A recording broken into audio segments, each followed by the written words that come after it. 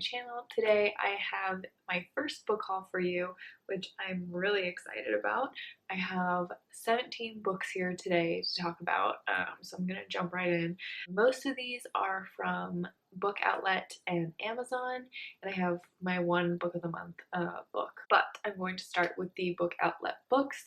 The first one I already mentioned in my April TBR video, so if you watched that, then you would have heard me talk about it, and it is My Absolute Darling by Gabrielle Talent. This is a coming-of-age novel that follows a young girl named Turtle.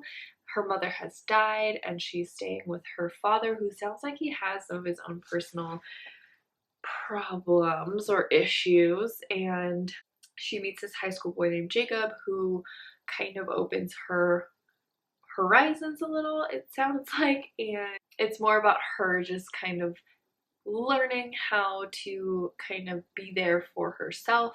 And it says she struggles to become her own hero, and in the process become ours as well. It just sounds like a really good coming of age novel, and I'm hoping that I can get to this soon. I'm planning on reading this after I finish Bodily Harm by Margaret Atwood, which is what I'm currently reading.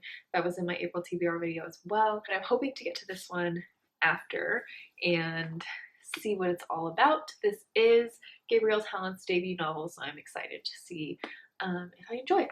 The next book I have here is The Au Pair by Emma Roos, or Emma Rouse. I'm not sure how to pronounce her name.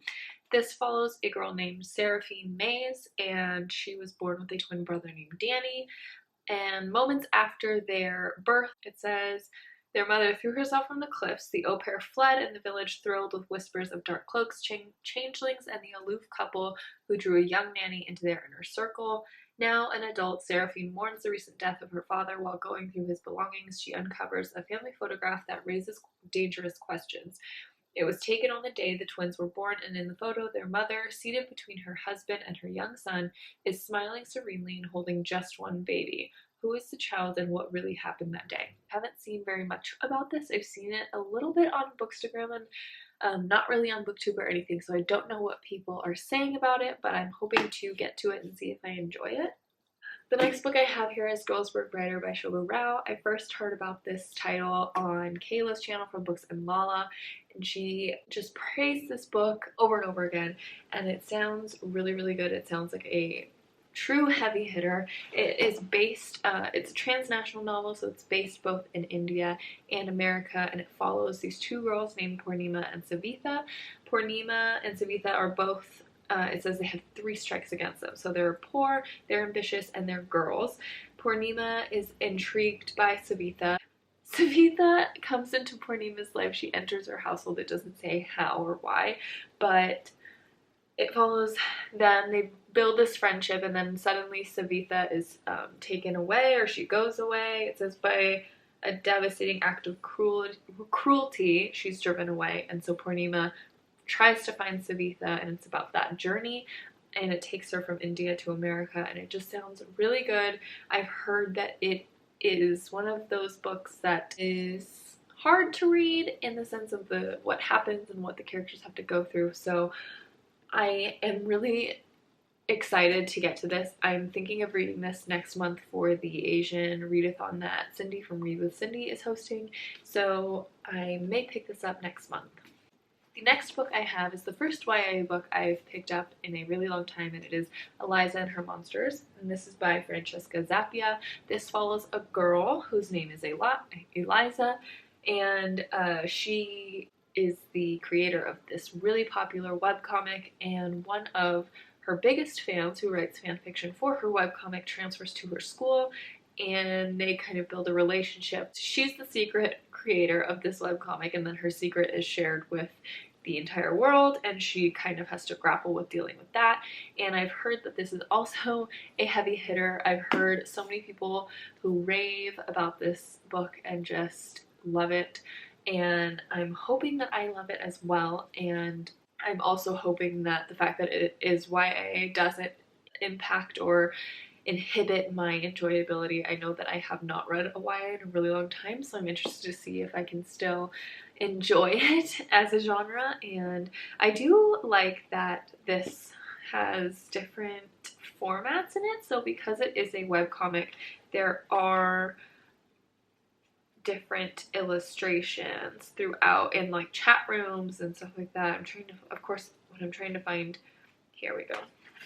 So you can see there's like different comics throughout. So I'm excited to read something that has a little bit of different style, form to enjoy. The next book I have is All Your Perfects by Colleen Hoover. I have not read a Colleen Hoover book in so long. I really enjoy some of her titles, and other titles are kind of a miss for me, but I again heard about this from Kayla's channel, from Books and Lala. She tends to like the same Colleen Hoovers that I like and not like the same Colleen Hoovers that I don't like, so we tend to have the same taste when it comes to Colleen Hoover, and she loved this book. I'm pretty sure she gave it 5 out of 5 stars, but I think this is another heavy hitter. This follows this couple named Quinn and Graham, and it follows 2 different timelines. So it follows like their relationship when they first begin and how in love they are, and then 7 years later when they're kind of going through struggles in their marriage and different problems that arise for them. I am expecting to be sad throughout this book. I think it is going to be one of those ones that is definitely hard-hitting, just reading about relationships and different problems that you have to go through when it comes to relationships and marriage. So I'm excited to get to this and see if I enjoyed it as much as Kayla did. The next book I have here is This Is How You Lose Her by Juno Diaz. I might be saying that wrong, and I am sorry if I am, but I did read The Brief Wondrous Life of Oscar Wilde and really enjoyed Diaz's writing style, and I have been meaning to read another work by him over the years and have not, so I'm excited that I found this on Book Outlet for really cheap, and it is really short, so I'm excited about that because it means that I can get through it quicker. It sounds like it follows multiple perspectives, so I'm just going to read the back because I feel like it kind of sums it up better than I could. It says, on a beach in the Dominican Republic, a doomed relationship flounders. In a New Jersey laundry room, a woman does her lover's washing and thinks about his wife. In Boston, a man buys his love child his only son, a first baseball bat and a glove. At the heart of these stories is the irrepressible, irresistible Junior, a young hardhead whose longing for love is equaled only by his recklessness, and by the extraordinary woman he loves and loses. Sounds really good. Juno Diaz has a really concise style that also packs quite a punch and has so much meaning loaded in the concision of his writing, so I'm excited to read this and see if I enjoy it as much as I enjoyed Oscar Wilde. The next book I have is The Mother-in-Law, and this is by Sally Hepworth.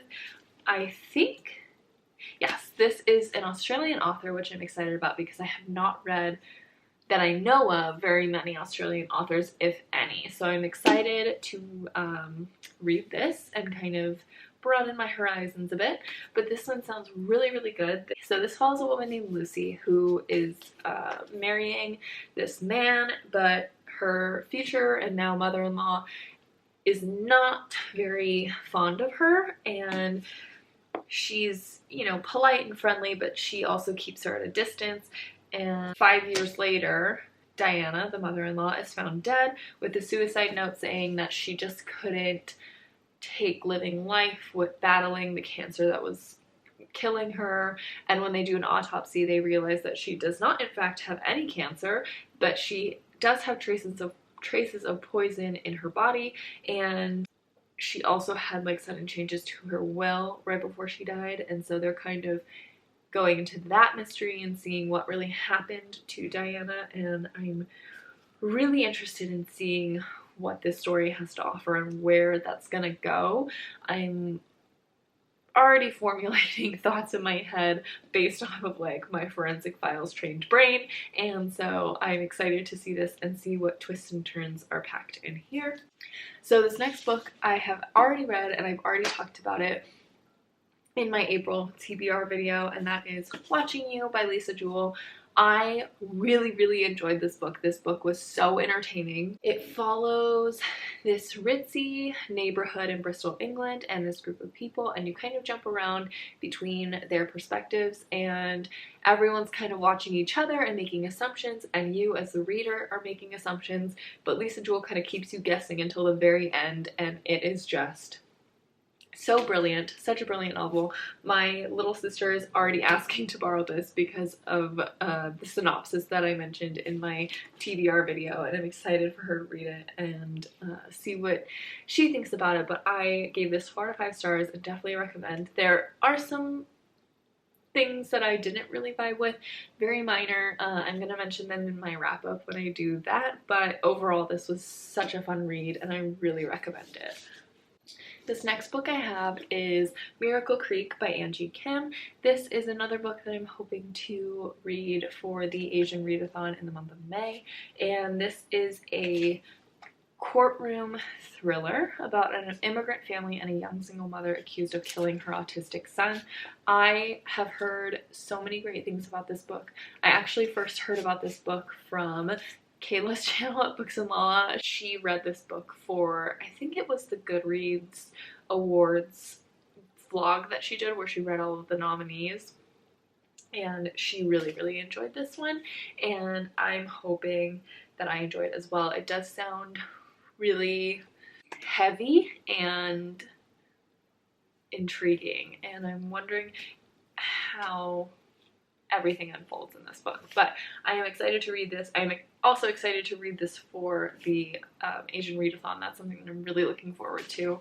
The next book I have is The Flatshare by Beth O'Leary. This book has been blowing up all over the book community, and it just sounds like a really cute and fluffy read, which I have not read in a long time. This follows these two people who share a flat, and they don't really interact with each other because they use the flat at different times. So the guy, I don't know his name, named Leon, has it for a certain amount of time during the day, and then Tiffy, I think is her name, yes, Tiffy has it for the other parts of the day, and they communicate through like notes and letters, but otherwise they don't really ever see each other, and it's just about the relationship or friendship or whatever that they start forming while sharing an apartment, and I think it's going to be a really nice romantic read.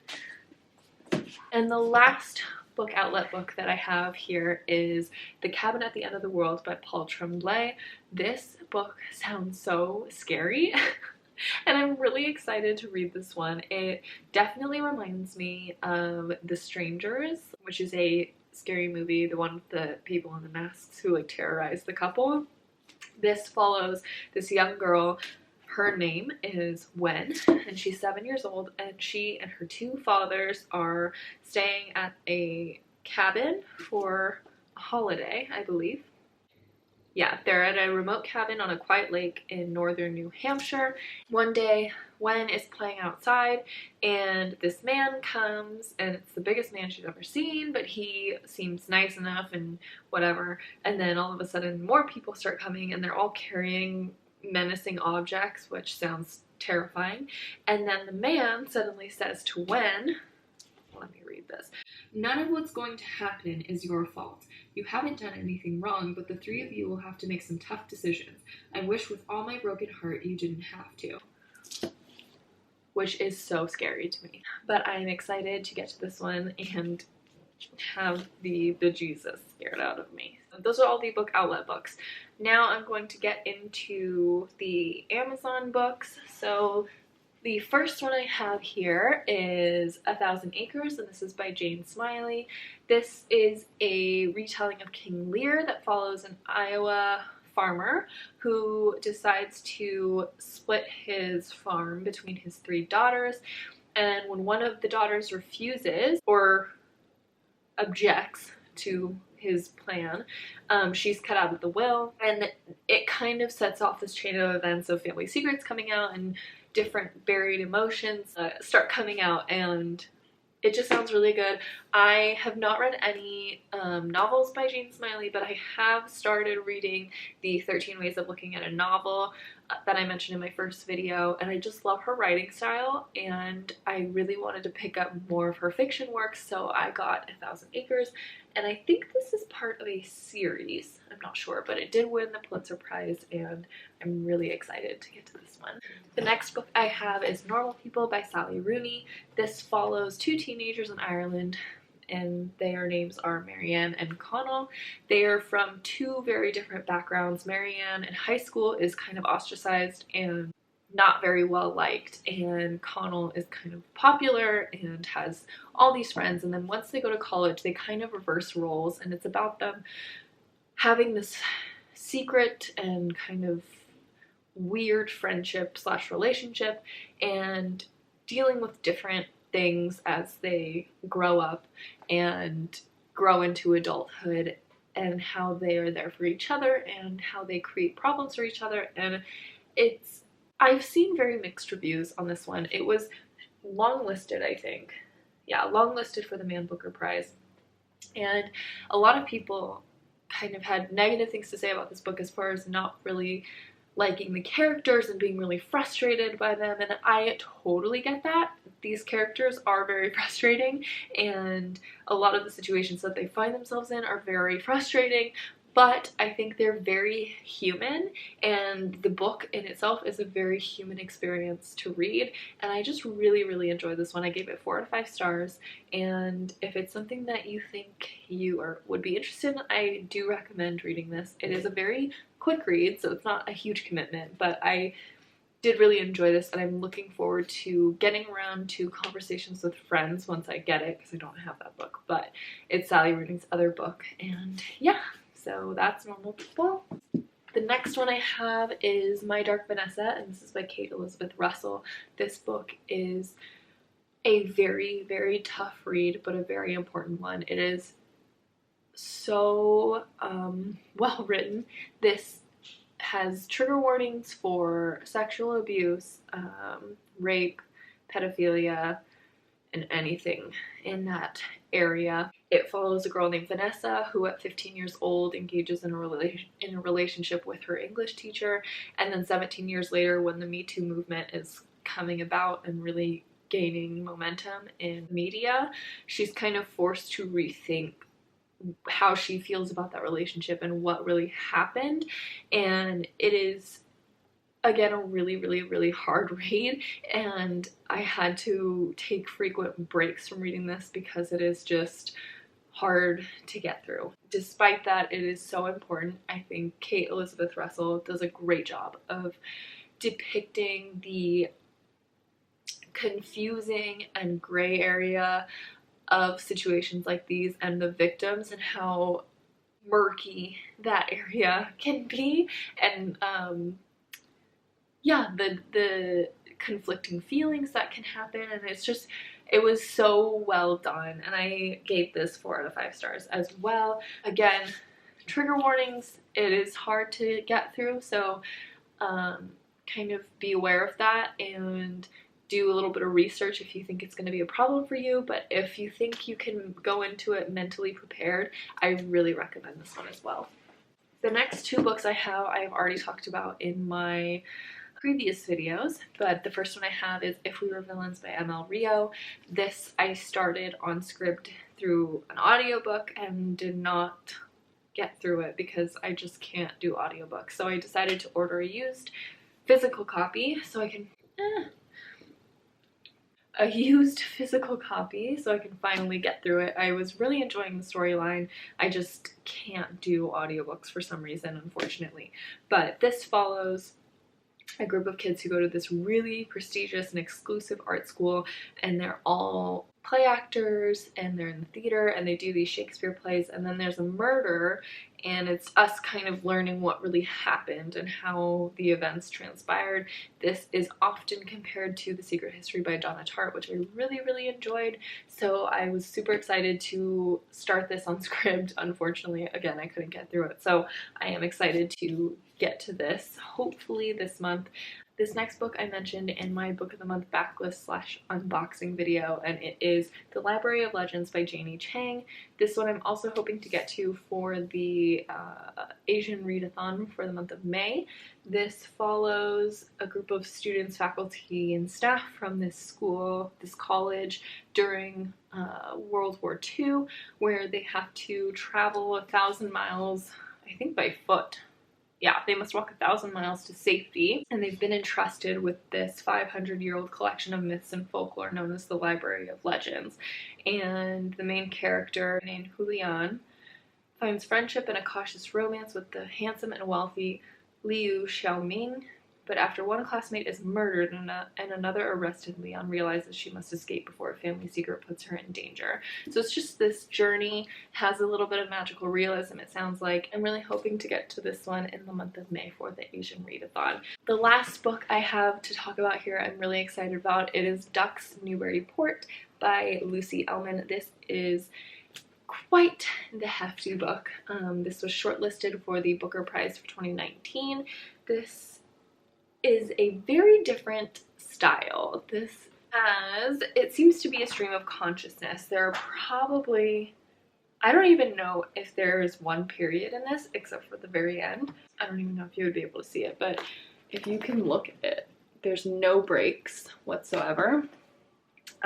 So it's a stream of consciousness in the head of an Ohio housewife, and she is thinking about her family, her cats, her chickens, but also America and history and current events and stuff on a larger scale. And she's doing all this while she's baking these pies, and it just sounds really interesting. I feel like there's going to be a lot of commentary as far as like politics and social and political issues, and I think it's going to be chock full of really profound thinking. And yeah, I'm excited to get to this one. I'm curious to see how I'm going to handle the different style of this and whether that's going to inhibit my enjoyment. This is a massive, massive, massive book, but very excited for this one. Those are all the books that I bought within the past month or so. I do have a few books that are on the way. They're coming next week though, and I wanted to film this video so I didn't wait. So those will just have to make it into my next